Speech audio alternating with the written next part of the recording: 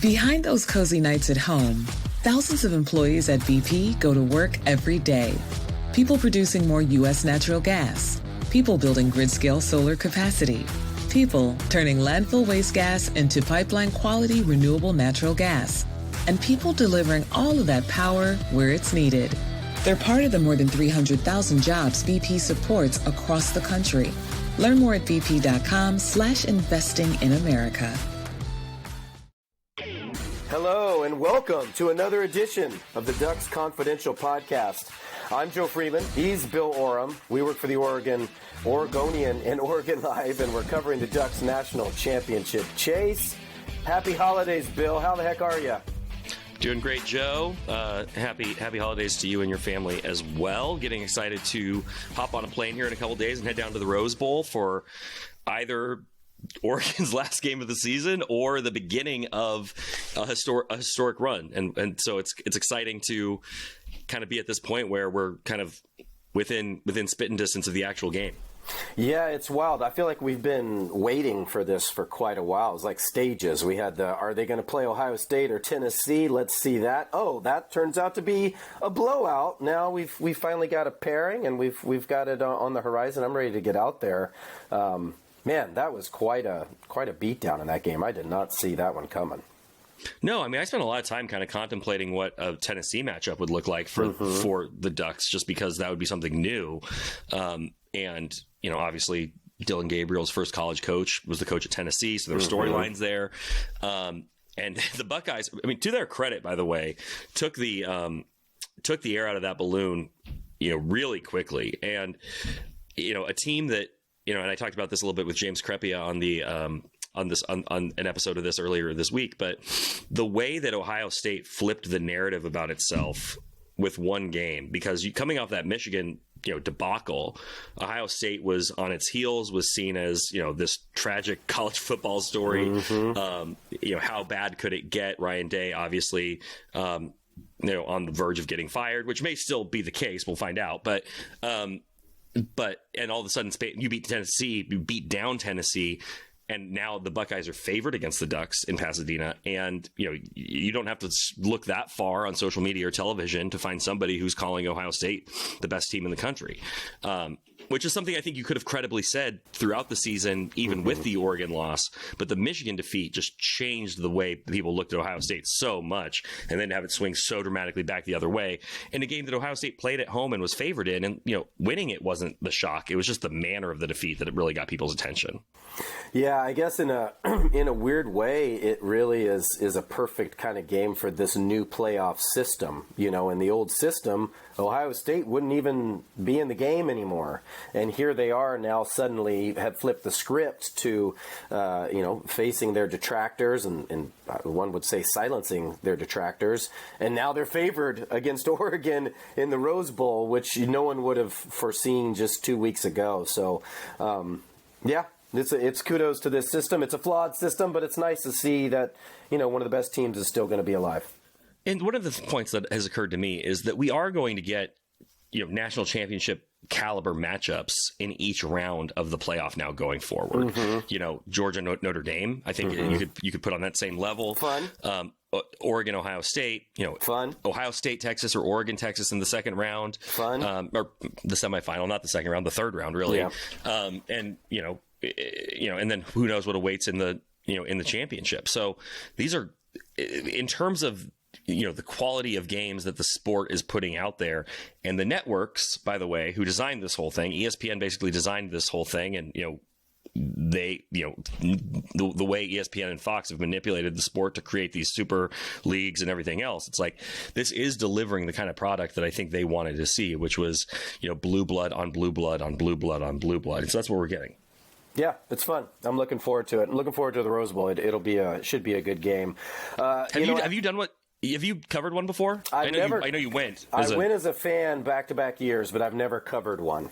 Yeah, okay. It should be fun. I'll see how different it is. It's if for fans who are going for the first time, It is, I grew up, it kind of a mix of places, but I grew up in Florida, and you hear the granddaddy of them all and all the hype of the Rose Bowl, and you're like, whatever. You down there, it's the Orange Bowl and the Sugar Bowl kind of reign supreme. But throw all that out the table. The Rose Bowl is the best venue that arguably I've been to. It's certainly like a neutral site venue. The setting, the weather, the amount of fans it holds, you can kind of feel the history. It's an old stadium. You're tailgating on a golf course. Like it's next level. So for those of you who have been, you know what I'm talking about. For those of you who are going for the first time, enjoy the ride. It's a blast. Yeah, this is going to be my first time actually covering the game. Lived in Los Angeles for a number of years. Had friends whose alma maters would come through the Rose Bowl, and they'd go out there. I never went. In fact, my first time at the Rose Bowl, inside the Rose Bowl for a game, was this fall when Oregon played UCLA. Obviously, a different atmosphere and different stakes on whatever that was, September 27th, maybe comes to mind. So excited to be back there for the second time this year in a game with a little bit more meaning. Than what we got back in week 4. Yeah. Definitely a lot more at stake. As this is the second time Bill and I have hosted this pod together, and as I mentioned the last time, we're obviously not your normal Ducks Confidential hosts, but our place of employment is beefing up our coverage for the postseason, so that means we're producing more pods for you, so you're welcome. Keep an eye out for more of these as long as the Ducks ride lasts, with various writers and reporters jumping in the hosting chair. And along the way, please visit OregonLive.com/Ducks for all your Ducks coverage. And don't be shy about giving us a 5-star review on your favorite podcast app.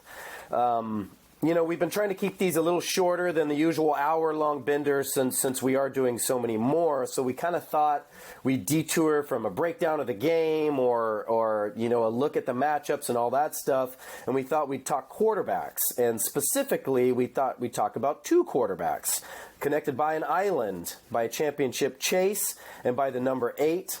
I'm talking about Dillon Gabriel and Marcus Mariota, of course. You've probably heard that Gabriel asked Mariota if he could wear his number 8 uniform before he landed with the Ducks, but their connections runs a little deeper than that number. It's something that I wrote about that ran on the interwebs today, and so we kind of thought we'd delve in a little more about that. Yeah, and for people who are listening to this podcast and haven't read Joe's story, I would encourage you to hit pause, go find it on Oregon Live. I mean, the headline is, sure, Dillon Gabriel and Marcus Mariota share a number 8 Oregon jersey, but their connection runs much deeper. And it's just a terrific story, Joe. And the reason is that you were able to shine a light on this thing that we sort of have known and understood was part of Dillon Gabriel's journey and story, but really illuminate what that relationship means, where it started, the fact that Dillon Gabriel first encountered Marcus Mariota as an elementary school student at a Jump Rope for Heart event at his elementary school. I certainly remember Jump Rope for Heart. There were never any local celebrities who came to Cloverdale Elementary School back in the early 90s. So that feels like a miss on the part of our leadership at the school. But just a really cool. It's a really cool connection because these two have sort of been circling each other for a long time. When this is all your reporting, Joe, so I'm rehashing stuff that you went and found out. I'm not trying to take credit here for this information. No credit, but credit taken. But the fact that when Dillon Gabriel left high school to go play at Central Florida, Marcus Mariota's mom reached out to Dillon's mom to just share some insight about what it's like to have your son go play college football, half a world away. And, so that there was a casual friendship and connection between the two of them. And then when Gabriel was considering leaving Oklahoma and Oregon was a contender for his services, she reached back out to Dillon's mom again to sort of share some perspective on Marcus's experience and the community and the sort of family atmosphere of the Oregon football program. So, I mean, this is something that has gone back years and years and years, but the actual story of how Marcus or how Dillon asked Marcus if he could wear number 8 was a fun one, I thought. Can you just, for the benefit of those who haven't read it, or those of us who have and got a kick out of it, could you share that anecdote here? And maybe if there's any more color around it than you're able to fit into the story too, would love to hear some of the behind the scenes stuff. Yeah, it was pretty funny. Dillon's going through his recruiting visit last December. It was about a year ago, obviously this month. And at this point, he's pretty much decided, I'm going to go to Oregon. And so I believe his mom was there with him, or parts of his family anyway. And so he's kind of walking through, getting the tour, and somehow they hit the equipment room. And so they're chilling in the football equipment room. And he learns that Marcus Mariota's number's not retired, which to me is insane. I mean, how his number's not retired? Well, it turns out that Marcus has stiff-armed that. He doesn't want the number to be retired, which is fitting Marcus Mariota. Humble to the core, one might argue similar to Dillon Gabriel. So he kind of decides, well, I can't just wear the number. I need to ask him. He so reveres him. When he was a kid, he wore Marcus's jersey. He wore an Oregon Ducks jersey. He watched his games every week. He loved and idolized Marcus, as I'm sure every 10-year-old did on Oahu.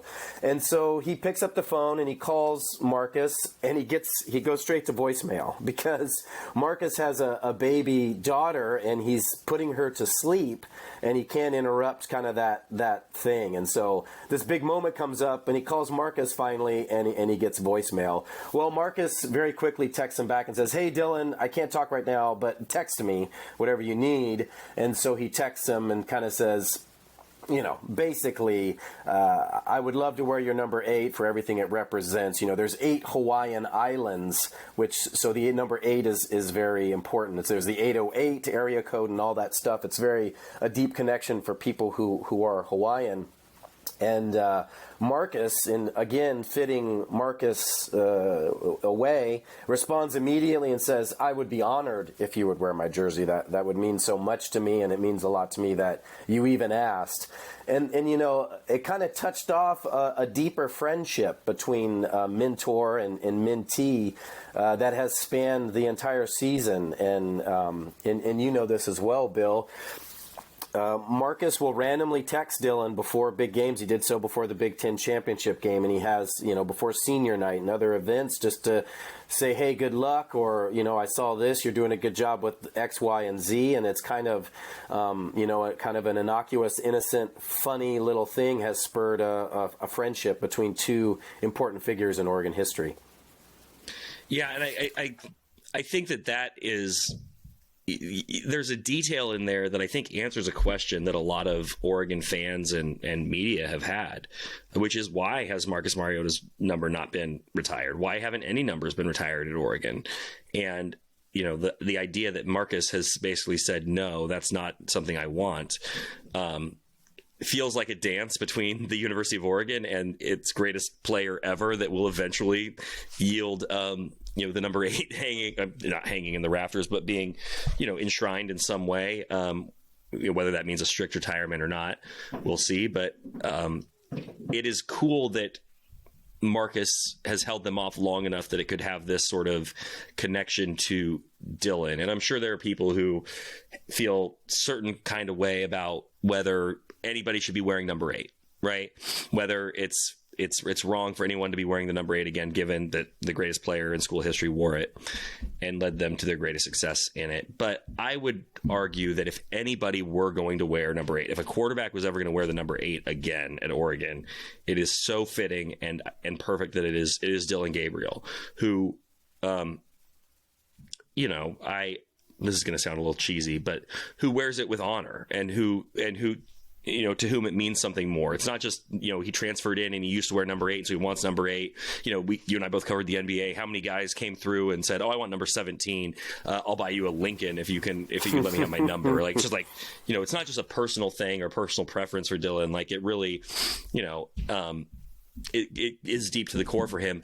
And there is something that is, I would say, unique about this Oregon team in terms of the number of players who have a really deep connection or grew up fans of this team. And I think probably all of them, to some degree, that can be traced back to Marcus and the teams that he led. But obviously Dillon. Bryce Betcher is an obvious one. He grew up a Duck fan in the shadow of Autzen Stadium. But how about Tez Johnson in Birmingham, Alabama? The fact that Tez, became a Duck fan at a young age, watching LaMichael and those great Duck speedsters, and kind of made watching football fun. And the other, Mateo Iungulele. These are all people you've written about, by the way, funny enough. But Mateo's dad, Big Dave, posted on Twitter a few weeks ago a photo of Mateo on Christmas Day getting a bunch of Duck gear at 9 years old, 10 years old, and that was something I didn't know. So yes, Oregon is a big national brand, and so they have a lot of fans out there, and surprising places. Their fan base stretches well beyond Lane County, but it has been kind of neat to see that these players who, especially in a day and age when a lot of players on major programs feel a bit like mercenaries, Oregon's Dillon Gabriel's third school. He's only going to be here for 1 year. How much can the University of Oregon really mean to a guy who's only going to be here for less than a year? Tez Johnson, obviously followed Bo here. He's going to have played 2 seasons. I think it's meaningful in this age of player movement to see, this does actually mean something to these players. They do have a connection that goes deeper, than the obvious, outer surface of, why you might come play at Oregon. And I think that resonates with fans. It resonates with me. And those are the sorts of stories I've enjoyed learning kind of as this season has unspooled, because this has been a really fun and, historic Oregon football season with a chance to be much greater. And, these are going to be the players that if the Ducks actually do pull this whole thing off, not going to be easy, not saying they will, not saying they won't, but if they do, these are going to be the players whose stories we're going to be talking about for, God, if I didn't sound cheesy before, I'm going to now, whose stories we're going to be telling for generations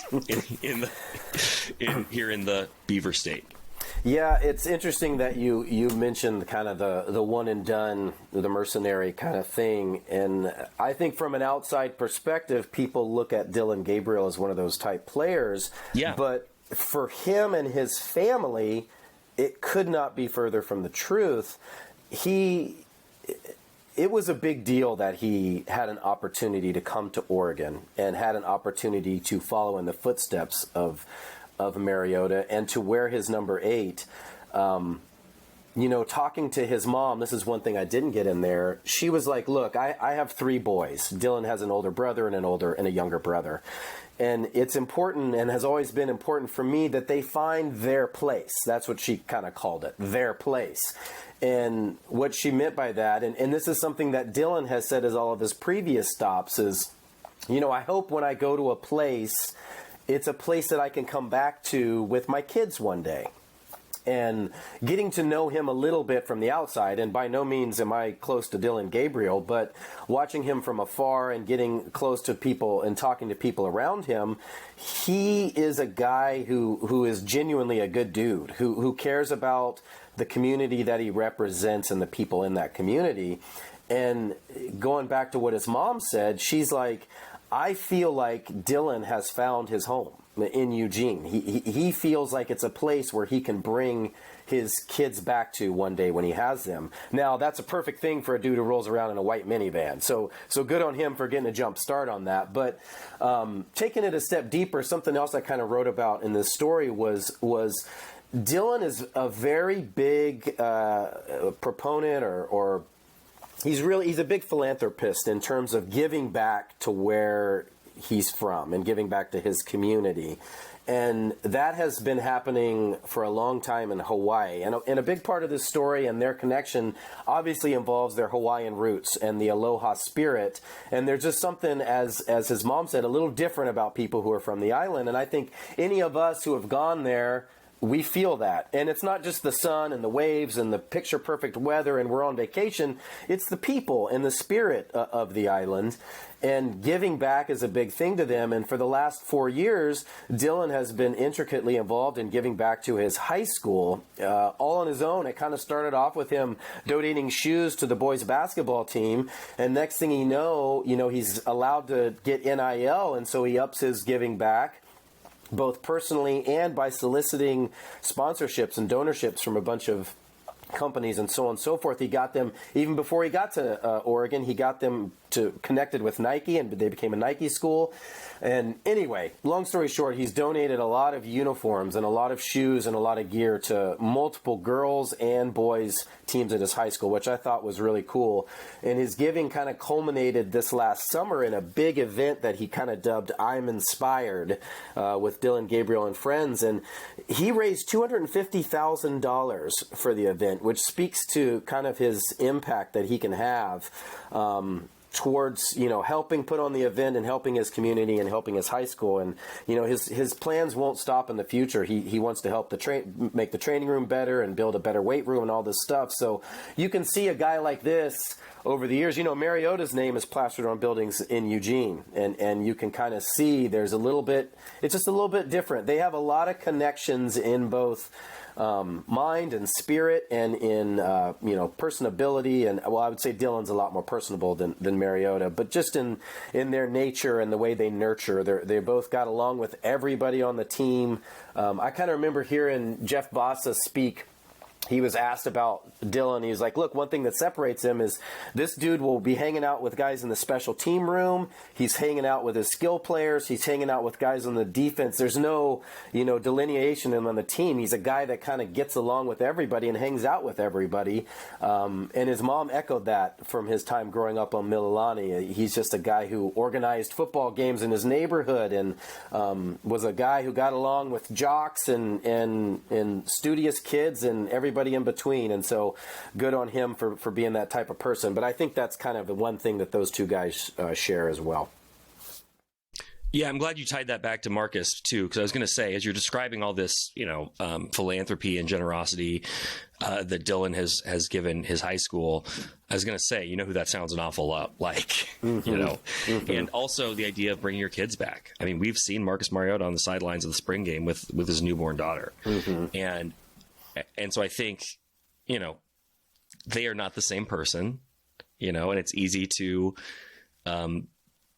put people in these convenient little boxes. And, Dillon's going to have his own career, his own post-playing career, and his own experience. And, I don't necessarily know that we're going to have, the Dillon Gabriel, football center on campus at Oregon. Maybe we will. But like you said, there is like this fiber that they share that kind of represents where they are from, and just to tie it all back to where this started, it is extremely fitting that then they represent that outwardly at Oregon through the same number, and that it has accompanied a terrific level of success. That Oregon has got another Hawaiian quarterback back there wearing number 8, who has them on the path to a national championship game potentially. That is poetry, in a way that, sports sometimes delivers poetry.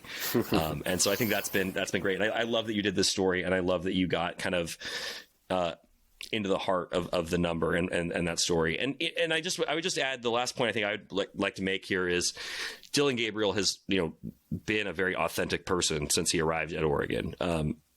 I wrote about this at the time, and it's, I don't want to say it's not a trivial thing, but it's a small thing that helps you kind of see into someone's, into their personality and kind of the way they are. His dog died between Big Ten Media Days and Oregon Media Day, which was only a matter of a couple of days. He flew home from Indianapolis, and he and his fiance had this little puppy that he got during spring ball, who went in for what was supposed to be a standard procedure and ended up passing away. And so he shows up to a Monday morning media availability at Autzen Stadium, and he's still emotional. And seeing that, we have this image of what we think, a big, brawny football leader should look like. And, a lot of ways it looks like Dan Lanning, right? we're going to go crush skulls. And I think Dillon Gabriel has that in him too. But there is also, I think, vulnerability can also be a leadership quality. And I think, seeing Dillon Gabriel come in as a sixth-year senior who has a lot of perspective, has played in a lot of different situations, has lived in different places, who's lived on, literally like the three coasts of the United States, right? The East Coast, the West Coast, and then the far West Coast of Oahu. His life perspective is so distinct, and it's been fun to watch him bring that to this program, and the way he interacts with his players and the way that they have sort of bonded to him. I mean, you hear it, like your point about Basso was a great one. The way that the players on this team talk about Dillon Gabriel does feel special. Yeah, so please go not only read this story. We have been producing a lot of different stories to give you guys insight into this team that has been so fun to watch and so fun to follow. I know we have stuff on Jeff Bassa right now, and obviously the story I wrote. We have stuff on both coordinators. We have Jeffrey Muhammad, we've written about him. And so, we've got a lot of stuff, and we're going to continue to provide stuff for you guys as this game nears. So, again, please check out OregonLive.com/Ducks for all of our coverage. I think we'll stop it there, Bill. Thanks so much for listening to Ducks Confidential. As I mentioned, we'll be recording these 2 or 3 times a week as long as the Ducks playoff run lasts. So be sure to subscribe wherever you listen to podcasts. And if you do listen to Apple Podcasts and you like the episode, give us a 5-star rating and review. It helps people find the show. I'm Joe Freeman. He's Bill Oram. And this was Ducks Confidential. Thanks, Joe.